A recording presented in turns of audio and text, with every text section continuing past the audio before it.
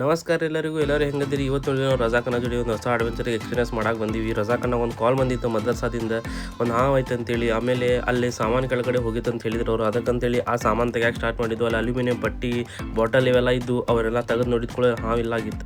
ಅದಾದಮೇಲೆ ರಜಾಕನ್ನ ಈ ಸಾಗವಾನಿ ಕಟ್ಟಿಗೆ ಡೇರ್ ಒಳಗೆ ಇರ್ಬೋದು ಅಂತೇಳಿ ಕನ್ಫರ್ಮಾಗಿ ಹೇಳಕತ್ತಾರ. ನಂಗೆ ಅನ್ಸಾತಿತ್ತು ಇಲ್ಲ ಹಾವಿಲ್ಲ ಅಂತೇಳಿ. ಅದ್ರ ರಜಾಕನ್ನ ಹೇಳತ್ತಿದ್ರು ಇಲ್ಲೇ ಹಾವು ಐತೆ ಅಂತೇಳಿ.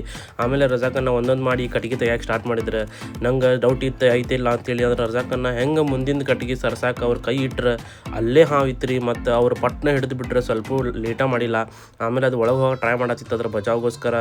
ಆದ್ರೆ ರಜಾಕನ್ನ ಭಾಳ ಕೇರ್ಫುಲಿ ತೆಗ್ದ. ನಮ್ಗೆ ಅವಾಗ ಗೊತ್ತಾಯ್ತಿದ್ದು ರ್ಯಾಟ್ ಸ್ನೇಕ್ ಅಂತೇಳಿ. ಇದು ಬೈಟ್ ಭಾಳ ಮಾಡ್ತೈತ್ರಿ. ಅದ್ರ ರಜಾಕನ್ನ ಕೈಗೆ ಗ್ಲೌಸ್ ಇದ್ದಿದ್ದ ಕಾರಣ ಏನು ಪ್ರಾಬ್ಲಮ್ ಇಲ್ಲ ನೋಡ್ರಿ. ತೆಗೆದ ಕೂಡಲೇನ ಅದು ಬೈಟ್ ಮಾಡೋಕೆ ಸ್ಟಾರ್ಟ್ ಮಾಡ್ತಾರೆ ಕಂಟಿನ್ಯೂಸ್ಲಿ.